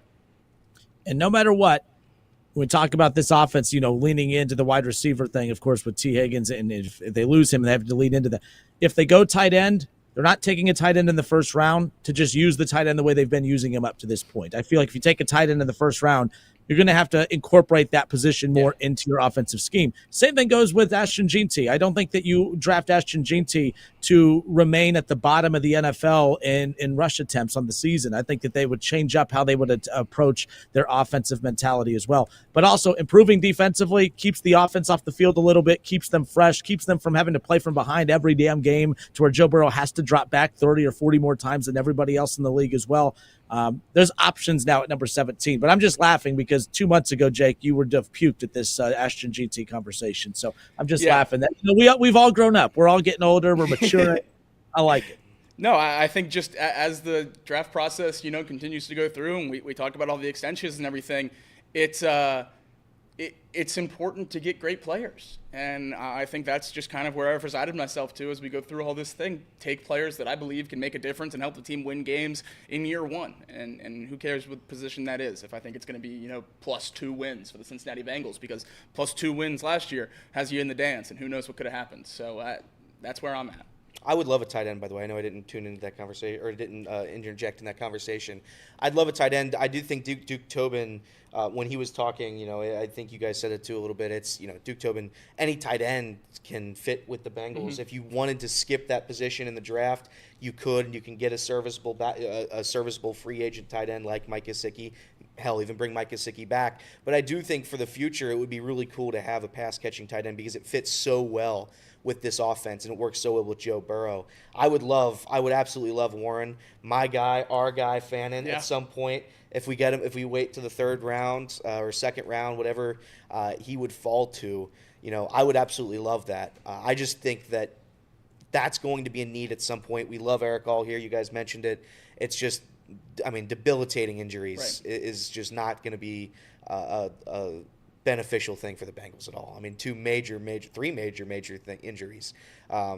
We need somebody there that can do that, and I would like somebody for the long term, another pass catching option, a Travis Kelce, somebody that can be there for the long haul. And Travis Kelce, obviously, that's the name that jumps off for pass-catching elite tight ends. That is not Tyler Warren. Tyler Warren is George Kittle. Tyler Warren is the everything tight end that we've been missing in Cincinnati, which makes it so hard to have the conversation about Mike Gesicki. Yeah. Because if you bring Gesicki back, what do you have to do with that? You have to make sure you have a Drew Sample that can block, because Gesicki can't do that. So getting a tight end that can actually play tight end instead of a slot receiver or a joker or a Y or anything along those lines, getting a true every down tight end in Tyler Warren, that's not something we've had. I guess Hayden Hurst is probably the closest thing to that, and he is far from the receiving threat Warren is. I think Colston Loveland, the other interview that the Bengals had with the tight end group, falls more in that Gesicki slot, that joker slot, that receiver only kind of role. But Tyler Warren is an elite blocker as well. I think that is something that could really open up the door for the Bengals in a way that they haven't used this offense before, because they've been tied back by the ability of those tight ends having to pair them up. You know when Mike Gesicki's on the field, the Bengals are throwing the football. You know when Drew Sample's on the field, the Bengals are running the football. You have a lot more versatility with an all-around guy like Tyler Warren. I would be thrilled if the 16 teams above us made that mistake and let him come to Cincinnati. I know this will sound wild because obviously T. Higgins, Jamar Chase, it's the best wide receiver combo in the NFL. And then it's not just that they're the best 1-2 punch at wide receiver in the NFL. It's you have obviously such an elite quarterback throwing them the football. You can have teams who have a 1-2 punch like Jamar and T. Higgins, but the fact that they are as great as they are, and you have one of the best quarterbacks, if not the best quarterback in the NFL throwing them the football, that's intimidating. But as a fan of a rival fan base, I will say this. Joe Burrow scares me with Jamar and T. Higgins, but Joe Burrow will terrify me a million times more with the superstar tight end. The second he gets that superstar tight end, that scares me more as a fan of an opposing fan base than the Jamar Chase T. Higgins. And that's not like I'm not worried about that tandem. I'm just saying, like, once Joe Burrow gets a tight end to balance out the attack, to attack you down the field, and of course, in those short routes too, and just having a tight end presence like a Travis Kelce or something along those lines. Yeah, I think there's still more layers that could be added to the Bengals offense beyond just two elite playmaking wide receivers in T and Jamar. So yeah, I hope they don't get that tight end. Outside of the tight end position, we talked about it a little bit yesterday before the field work, but the Bengals spent a lot of their combine interviews on the top of the edge class. They spent a lot of time on those guys: Nick Scorton, Shemar Stewart, James Pierce, who's been my guy since the start of this process, Michael Williams from Georgia, Mike Green from Marshall. All those top first-round edge rushers that we've talked about, the Bengals took their opportunity to meet with them on one-on-one interviews, and most of those guys, at least the ones that opted to do the on-field workouts in the 40-yard dash, had great days yesterday. James Pierce Jr. especially. I tweeted about it a couple times just because I felt validated talking about how much I've loved him through this whole process, that he showed out yesterday. He had a great day, ran a 4.50 in his first 40-yard dash. That was official, and then his second yard time was a 4.47 for James Pierce at 6'5", 245, the edge rusher out of Tennessee. Just an unbelievable player with multiple years of production, 96th percentile in terms of on-field speed based on that testing number. He is an unbelievable player. I texted Elliott right after it happened. I worry that he might have tested too well. Might have jumped above that top 17 range, but there are some off-field concerns that might continue to knock him down the board. I maintain that I hope the Jermaine Burton saga doesn't scare the Bengals off a great player like James Pierce. He still stays pretty rock solid at number one on my board for the Bengals at 17. I think he's an instant difference maker at the edge rusher position, the most important position of need on this Bengals team. I think if you get more pressure on the quarterback, that raises the floor of your linebackers, that raises the floor of your corners, that raises the floor of your safeties. I think everyone plays better if you get more pressure on the quarterback. So edge rusher is my main position in need, and I think James Pierce fits checks all those boxes more than basically anyone so far. But a guy that really scares both Casey and myself in terms of on-field production at Texas A&M lit it up yesterday. Casey's favorite stat, the RAS score, and we have our first unofficial 10 out of 10. Shemar Stewart, defensive end from Texas A&M, an unofficial 10 out of 10 on the RAS score. He ran a 4.59 40-yard dash with a 1.58 10-yard split. Just unbelievable numbers for Shemar Stewart. He's 6'5", 267. He weighed 280 pounds at the Senior Bowl, which is closer to his playing weight, what he used at Texas A&M. He cut down here to try to run a little faster and obviously seems to have done that. Shemar Stewart only 4.5 sacks in his career at Texas A&M, which is scaring a lot of people, but unbelievable field times yesterday. Casey, I know you love those RAS scores. Where do you stand on Shemar Stewart? I mean, the fans that have watched for a long time how I feel about RAS scores. I think they're really important for a player and their success in the NFL. Most of the top-level athletes in the NFL had really great RAS scores. It's a part of just being one of the better players in the NFL. Stewart getting a 10 out of 10, being a projected first-round pick does scare me a little bit because I don't think he's at the development that other edge rushers are. He's got a lot of disruption statistics. A lot of stuff you can't teach. Yeah, and a lot of stuff you can't teach. He's got a lot of disruption statistics where he's not finishing the play, but you can tell that he can blow plays up. Like, you can't leave him unblocked. Right. You leave him unblocked on any sort of, like, pulling guard or anything like that, and he's going to blow the play up. So that already is appetizing for a lot of teams. I'm hoping what happened here was that he tested so well that he's tested out of the Bengals range. I would be shocked if he's there at 17 at this point. Yeah, I would be shocked too. A lot of people are comparing him to the Myles Garrett without the production. And if you can teach him any of the more advanced techniques, some of the more advanced swim moves, rips, things of that nature, I think he's a really scary player in the NFL. But as of right now, I don't think he has that. So, Casey, what good is Myles Garrett without the production? Now, that's the Myles Garrett that the Browns are going to get this year. They're going to get the guy that's sitting off to the side not playing. I know what you're saying, but it sounds funny. You say Myles Garrett without the production, but you're saying there's something tangible to work with there. Obviously. Yeah, for reference, but what he's talking about, lack of production, they have basically the same amount of measurements and 40 times and everything like that. Myles Garrett had 32 and a half sacks in his time at Texas A&M. Shemar Stewart had 4. So it's not just a little bit of lack of production. It's all of the production. Yeah. But he's testing out of the gym, and I know that's something the Bengals value, especially at that size. Yeah, and that's, I think, what we're most afraid of is them just being enamored by the athlete. You got to have something else too, right? That's what made Myles Garrett great. That's why he was the first pick in the NFL draft. And that's why, Shemar here is not considered the first overall in the draft. Well, Booger McFarland tweeted yesterday that he thinks he should be. Oh, wow. Booger. Wow. I don't know about that one. But, yeah, I mean, he scares me a little bit. There's a couple guys, though, that, like you mentioned before, James Pierce really tested well. He probably tested out of the Bengals range. With the character, depending on how the interviews go, I'm not entirely sure. Yeah, that's the only thing that we would have a little hope on. Right. But what the testing does is it reaffirms what you see on film. Exactly. That's all it does. And if a guy tests crazy and doesn't have a bunch of production, you're like, oh, there's a lot of room to work there. That's why you take a guy, you think you can develop him.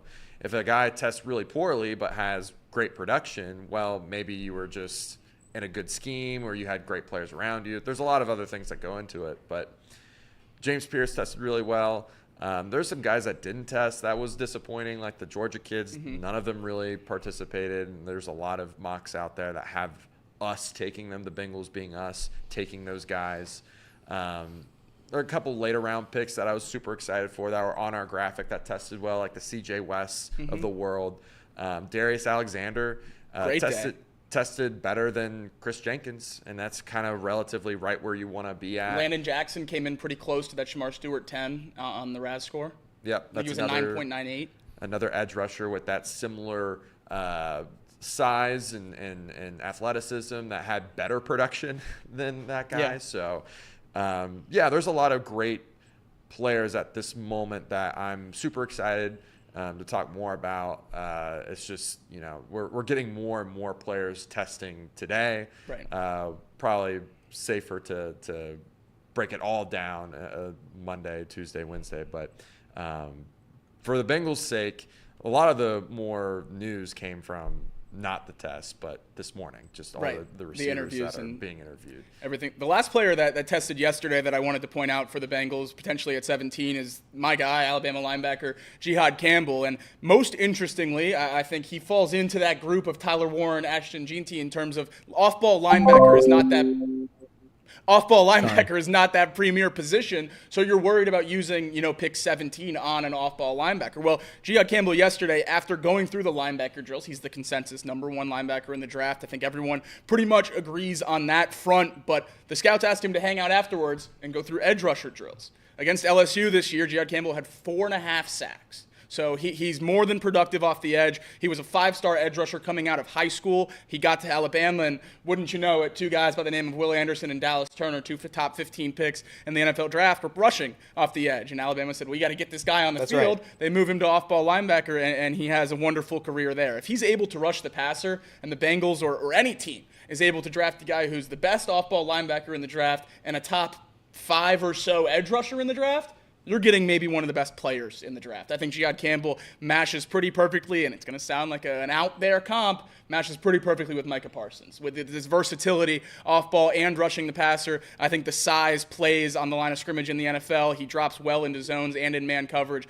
I think Jihad Campbell is one of the best players in this entire draft class. Would be over the moon if the Bengals drafted him as well. But again, one of those guys who had too good of a day yesterday on the field might be getting above that range. And the thing, too, is it goes into that conversation of get the best player at, exactly.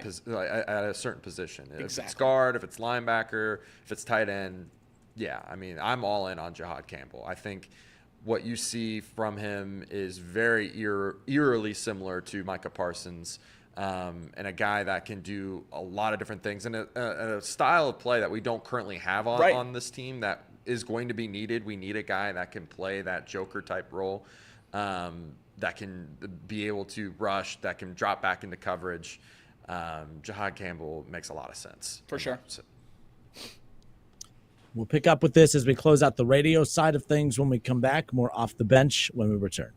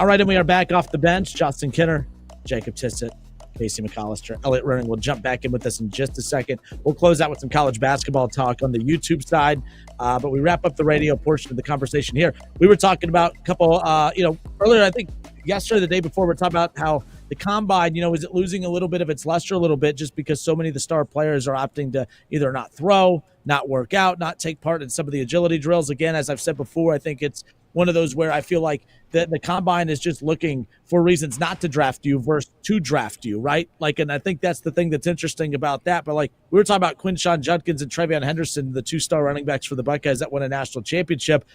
They have a lot to gain, and Jake, you just said that they were going to be working out. That Quinshon was going to be doing the full workout. I think when you look at what he sacrificed to go to Ohio State to split carries with Trevion Henderson, his numbers don't pop off the board. We don't look at him as being in the same category as obviously the running back we were just talking about in Ashton Jeanty. But if he stays at Ole Miss, he's probably having a 12 to 14, 1,500 yard season and a boatload of touchdowns. He sacrificed that to go win a national championship with Ohio State.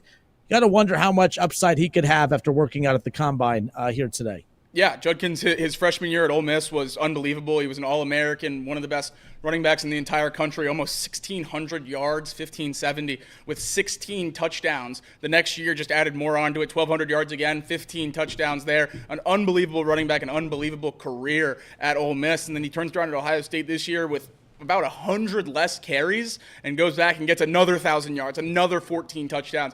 I think Quinshon Judkins is absolutely one of the best running backs in this class. I think he's an NFL runner, maybe even more so than some of the other running backs in the NFL. The balance control, the battle through contact, I think everything along those lines. He's one of the best running backs in the entire in this entire NFL draft class. I think it's him, Amarion Hampton, Trevion Henderson, and Ashton Jeanty are the clear top 4 running backs in this class. I think they're all studs. I think they're all nearly day one contributors in the NFL. If not, they just need to get up to speed. I think these guys are all studs basically across the board. Judkins falls right in the middle of that group. I think those two guys, like you said, are battling with each other because of the split carries. People didn't see as much of either one of them as they would have on any other team in the country. That's why Ohio State was able to do what they did, because they had so many great players that were willing to sacrifice and go win a national championship. But this is what the Combine's for. It's for these guys to prove that they are first-round talents or close to it, just as good as those other guys that got way more carries. And I think that's what Quinshon's going to prove today.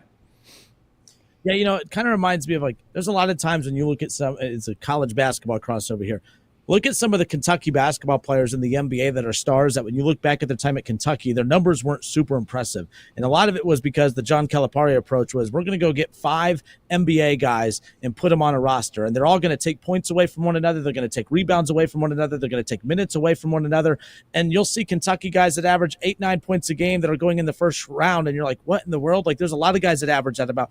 It's because it's not about the overall individual stats towards a particular team. It's about how they're going to grade out when they go work out, at the combine and that type of thing. So Trevion and, of course, Judkins, their stats took a hit. Their carries took a hit. But their contributions did not. And now their talents are on display at the combine. And now you're going to watch them go blow up in the NFL the way we see in college basketball a lot of times. If you take a lot of those stars that the NBA that Kentucky had and you just dropped them on individual teams that weren't as talented and let them be stars, oh, man, their points per game would go through the roof. Their rebounding, assist, production would be through the roof. But because they were taking everything from one another, their stats looked just a little bit less, right? And I think that's what we saw with Quinshon and Trevion Henderson, and I think that's what we're going to continue to see moving forward for teams who are trying to win national championships. But we're going to carry on the YouTube side. That wraps it up for us here on radio. We appreciate everyone tuning in and hanging out with us this week. A lot more combine, stuff to react to coming out of the weekend, and we'll hit the ground running again on Monday. Lots to dive into when it comes to the Bengals. And as we get closer and closer to the draft, it's a big week for that, for not just the Bengals, but all teams. But until tomorrow, this has been Off the Bench presented, or until Monday, I should say. This has been Off the Bench presented by United Dairy Farmers.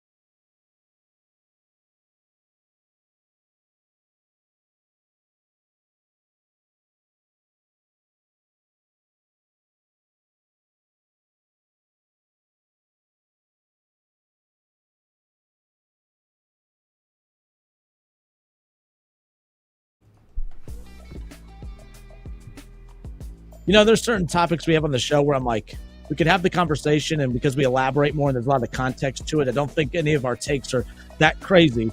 But I know when we clip stuff, people only get a portion of what we say and are going to react heavily to it. I think, if I had to predict, I think your Ashton GT, I think all of your guys' Ashton GT takes today are going to be met with a lot of, what the hell? But I don't think they're bad takes. But I do think in these short clips of the Ashton GT conversation, a lot of people will be like, what the hell? The Bengals do not need a running back in the first round. They have so many other problems they need to address. But either way, I'm interested to see people's reaction to that. Mel Kiper put out his mock draft earlier in the week and had the Raiders taking Ashton GT in the top 10, which is interesting because there's been a lot of talk of them taking a quarterback. But it also came out late last night, early today, that the Rams are close to potentially working out a deal to move him, Matthew Stafford, that is. Raiders and Giants are the two teams fighting for him. If the Raiders end up getting a Matthew Stafford, and then you draft an Ashton GT, and you look at the tight end that they got last year, the Raiders, and with that coaching staff, the Raiders might be a problem. Yeah. The Raiders might be a problem if they end up closing the deal on all of those moves right there. They also have some money to spend in free agency. The Raiders, not just coming for the Chiefs, they're coming for the whole AFC if they could pull off a few moves like that. The Raiders are an exciting team, at least defensively. I mean, we talked about how great Max Crosby is, and we know how good Christian Wilkins is. He was an All-Pro a few years ago in Miami, and I think, if they get a quarterback and you can get Ashton GT in your run game, that's a very exciting place to be, and the Raiders would be a lot of fun. It would make the AFC West even more competitive. The only reason I would push back on the Raiders drafting GT is basically because what we talked about last segment. I think there's two Ohio State running backs that are pretty close to that level, and you can get in the second round probably, and wouldn't you know it, they hired Ohio State's offensive coordinators. So I think Chip Kelly's going to want to, if they are going to draft a running back and prioritize that, I think that the Raiders are going to let Chip Kelly get one of the guys he knows how to use and use that second-round pick on either Judkins or Travion Henderson. They both should be there according to basically every consensus board, and that's the route I would expect them to go. Now, if Ashton GT makes it out of the top 10 of the NFL draft, then there are about 10 teams that made a massive mistake because there's no question whether or not he's a top 10 player in this class. He absolutely should go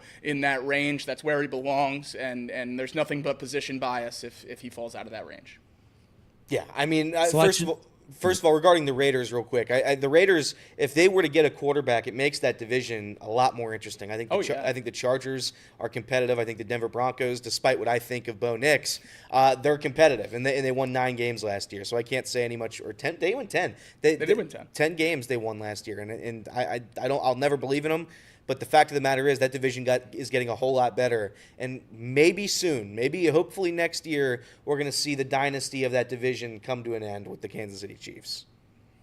If the Raiders get Matthew Stafford and Ashton GT, and you have Brock Bowers, and you have that defense, and you look at Pete Carroll and Chip Kelly, and you look at Graham as their defensive coordinator, I'm not saying I'm all in on them winning a Super Bowl, but, man, I'm taking them over the Chargers. I'm taking them over the Broncos. I'm taking them over a lot of teams in that division and a lot of teams in the AFC as a whole, especially if those two moves right there just totally elevate them to a whole new level. But the coaching staff is what I like with those moves.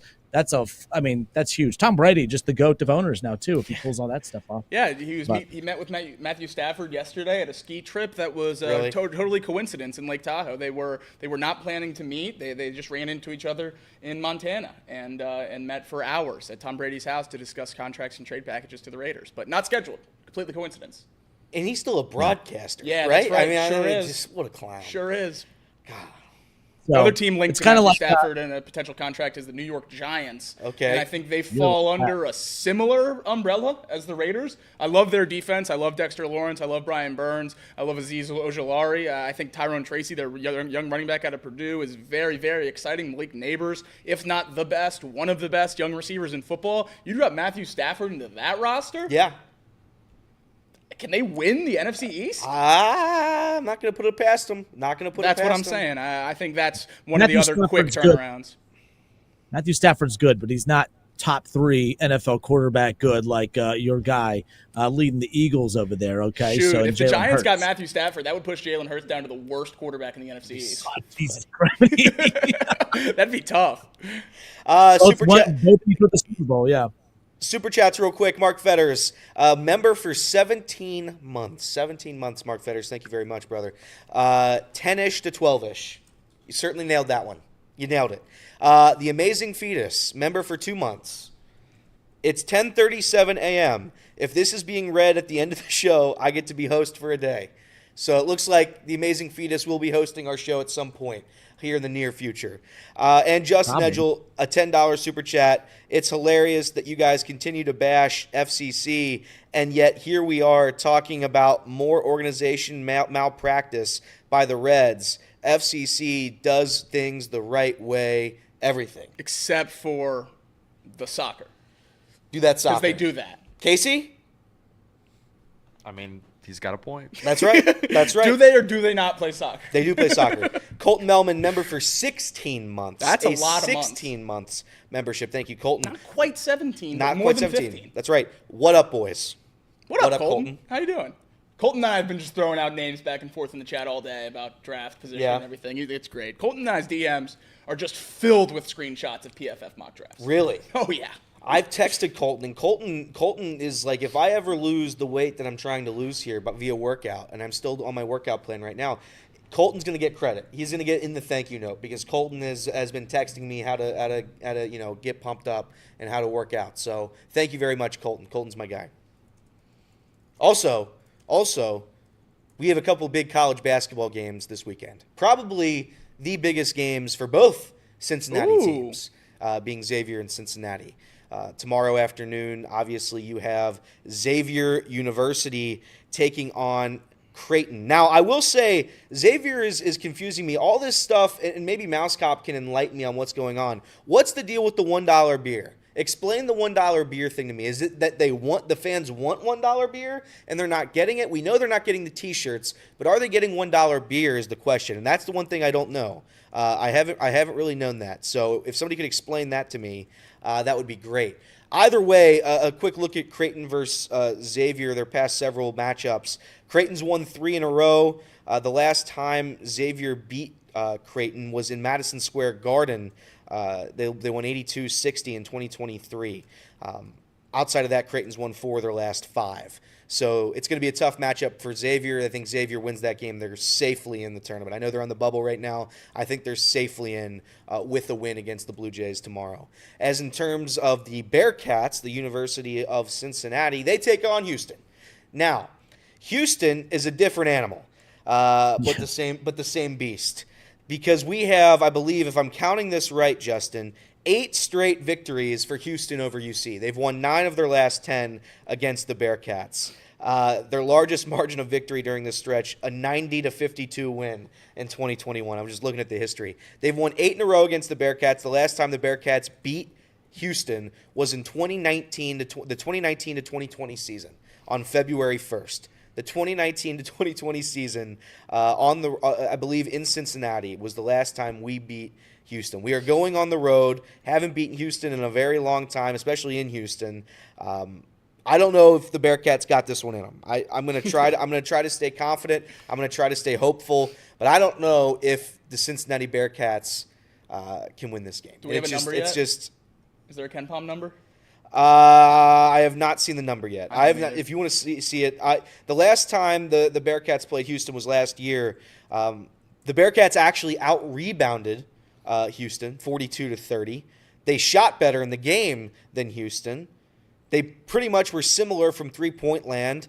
Free throw-wise, they were fine. The issue in that game was, again, last year, 19-10 in the turnover margin. The Bearcats doubled them up in turnovers. Not going to work. Method of this game, don't turn the ball over and get rebounds. If you can out-rebound this team, you're going to have a chance to win it. Houston's great. They're great at defense. They're great at rebounding. If you can somehow find a way to win this an ugly 65-60 game here, I'd be very, very happy. I just don't see it in the cards right now.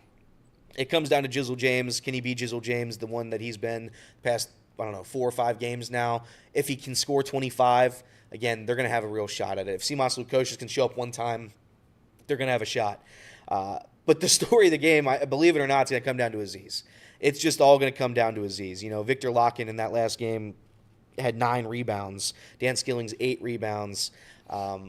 He has to have a double-double. I mean, he just has to have a double-double. He's got to get me 10 to 12 rebounds. He has to. Houston, I mean, I know they're They've got some guys that can play offense, but boy, you got to have a 7-footer down low to rebound the basketball, and that's what we have. He just hasn't done that up until this point. So if you can out rebound him, if Dylan Mitchell can get in on the glass as well, he's the pseudo 5 that we use. If we can do that, the Bearcats are going to have a shot. It's just too much. It's just too much. But 2 massive games tomorrow at 4:30. I believe both games are at 4:30, if I'm not mistaken. Let me double check the Bearcats time. Yeah, both times at 4:30. So 2 Cincinnati do-or-die bubble teams as of right now. On some metrics, both teams are on the last 4 in. Next 4 out could be in line for the Bearcats and Xavier if they were to lose this one. So we'll see. 2 big ones for sure. Yeah, I'm looking at Lenardi updated his bracketology. Obviously, he has Xavier first 4 out, Cincinnati next 4 out. The teams he has in the first 4 as of right now: Oklahoma, Indiana, Texas, and Ohio State. Those are 4 sexier brands than what he has recently had kind of floating in there. But from a local standpoint, yes, Xavier, Cincinnati, it would be really cool to see them both punch their ticket. Whether it's the first 4, just tournament in general, it doesn't matter. That. One of them is going to – Xavier obviously has the higher chance of making it, but Cincinnati is going to have plenty of those quad 1 opportunities down the stretch to kind of give them that chance. They have to go on a run in that tournament. I'm not saying they have to win the Big 12, but they need to get at least a win or 2 in that tournament just to kind of pack that resume a little bit more. I think if both of these teams were to make it, it would be one of the – Xavier looked truly terrible for a stretch right around the beginning of this season. And there was no way. It was panic time. They've clawed their way back. They've fought. They've played a lot better basketball. The Bearcats kind of did the opposite. They started well against really terrible basketball teams and then lost their way once they had to wake up and play a real basketball conference. And now UC's kind of fought their way back. If they were both to get in, man, that would be absolutely incredible. I don't know. They might both be playing in Dayton, which would be hilarious. But, I think that as of this moment, one of these 2 teams is going to get in, and if I were a betting man, I'd bet on Xavier. Xavier knows what they have to do. You beat Creighton, you're pretty much in, and then you win. As long as you don't get bounced in the conference tournament by DePaul or somebody, Xavier's fine. All right. Anything else to close out as we wrap up the week? We have a nugget of a little bit of bubbling breaking news. I guess it's not breaking yet, but it's inching its way there. Okay. The Packers and the Seahawks are in trade conversations for DK Metcalf. The apparent trade package would be pick 23 and one of the young receivers. It's rumored that that's Christian Watson. Could obviously be Jaden Reed or Romeo Doubs or any of those guys, but it's rumored that Christian Watson and pick 23 is in the current negotiations for a DK Metcalf trade. That would be big. So that'd be very interesting, and also for a lot of us, that's a lot for DK Metcalf. And if that's the value for DK Metcalf, what's the value for our guy on the trade block? That's what I'm saying. And also, I feel like the Packers, they have I feel like 10 different wide receiver 3s, and and maybe all together they make one wide receiver 1. Josh Jacobs said that. Yeah, 2 months ago. Did he was on a Packers or a Green Bay local ESPN radio show, and he said, "I love our young receivers. I think they're all great, but this team would be awesome with a wide receiver 1." Yeah. And I said, "That's a hell of a quote." That's sure, that builds your young receiver's confidence. Yeah, but it's true though. It is true. No disrespect to Christian Watson, but one of them are good for an injury every year. One of them just underperforms every year. Romeo Doubs, I don't even know if he played this year. I don't know what he did. At one point he got mad and stayed home. Yeah, okay, that's what I thought. So that would be massive for the Packers. That would be massive. Also, it would unleash JSN in Seattle. That's right. Which would be very, very fun to see. Shout out to my good friend Mousecop. He also mentioned that the Elder Panthers playing today. So go Elder, Elder, Elder. Go Altioro? Hate them with every fiber of my being. No. Bombers, are they playing in a tournament? They're playing in the tournament too, I assume. Couldn't tell you. They're good. They won the GCL this year. They did. By the way, if the Packers trade away their first-round pick, they're hosting the draft this year, so they would have no, they have the fun of hosting it, but they don't get to, have a pick. It's kind of like Cleveland when they hosted it. They didn't have a first-round pick either. So, but yeah, because the Packers and the Browns are the same. They're the same franchise, nonetheless. But all right, we're done. Wraps it up for us. Everyone have a good weekend. We'll be back on Monday. Until then, this has been Off the Bench presented by United Dairy Farmers.